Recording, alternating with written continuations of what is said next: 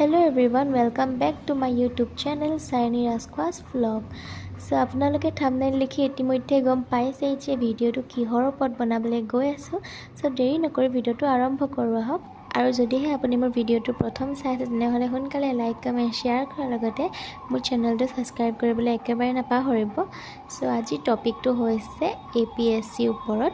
So আপুনি হয়তো ভাবিছে যে মইনো APSC ওপৰত কি ক'বলৈ গৈছো, মইনো কোন হয়। সো প্ৰথমতে মই ক'ব বিচাৰিছো যে মইও এইটো বিষয়ৰ ওপৰতে বৰ্তমান কোচিং এটা কৰি আছো, সেইকাৰণে আপোনালোককো শেয়াৰ কৰিব ভাবিলো কিছুমান ইনফৰমেশন।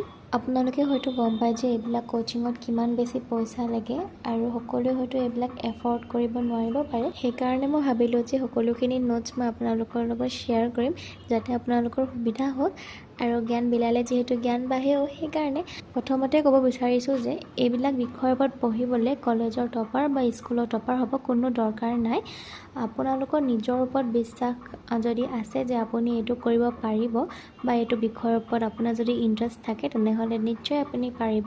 আৰু লাষ্ট ইয়াৰ এখন ফিল্ম ৰিলিজ হৈছিলে যাৰ নাম নেকি 12th ফেইল। সো আপোনালোকে হয়তো বহুতে চাইছিলে এইখন ফিল্ম, ময়ো চাইছিলোঁ। ফিল্মখন চাই মই ইমানেই বুজিলো যে যদি আপুনি কষ্ট কৰে তেনেহলে কষ্টৰ ফল পাবই। তাত কোনো চোকা গেধা ধনী দুখীয়া এইবোৰ একেবাৰে মেটাৰ নকৰে, মেটাৰ কৰে কেৱল আপোনাৰ হাৰ্ডৱৰ্কখিনি। সো আহক আজি দেৰি নকৰি ভিডিওটো আৰম্ভ কৰোঁ।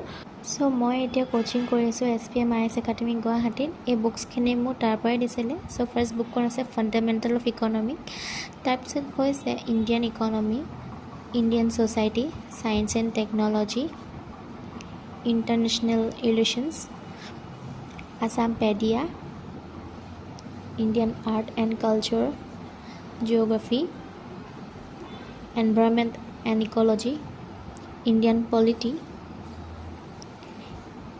internal security, physical geography, Assam geography, Indian geography, ethics, integrity and aptitude, medieval Indian history, disaster management, modern Indian history, ancient Indian history, Assam history,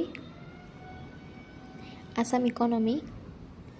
আৰু এখন হৈছে এটলাছ, এখন মই নিজেই কিনিছোঁ। পিছে কিতাপ পঢ়াৰ উপৰিও আমি কাৰেণ্ট এফেয়াৰ্ছবিলাক লিখিবই লাগিব, নিউজ পেপাৰ ডেইলি ৰিডিং কৰিবই লাগিব, কাৰণ বহুত বেছি ইম্পৰ্টেণ্ট হয় এইটো। আৰু লগতে মই ক'ব বিচাৰিছোঁ যে আজি মই কোনো ধৰণৰ নোটছ আপোনালোকক দিয়া নাই। যদিহে আপোনালোকে মোক কমেণ্ট কৰে যে আপোনালোকক নোটছ লাগে বা আপোনালোকৰ এইটো বিষয়ে জানিবলৈ ইচ্ছা আছে তেনেহ'লে ডেফিনেটলি মই মোৰ নোটছবিলাক শ্বেয়াৰ কৰিম। কিন্তু আজি মই শ্বেয়াৰ কৰা নাই, আজি বছ মই দেখাইছোঁ যে মোক কি বুকছ প্ৰভাইড কৰিছে বা কি বুকছ আমি পঢ়িব লাগিব সেইখিনিহে দেখালোঁ।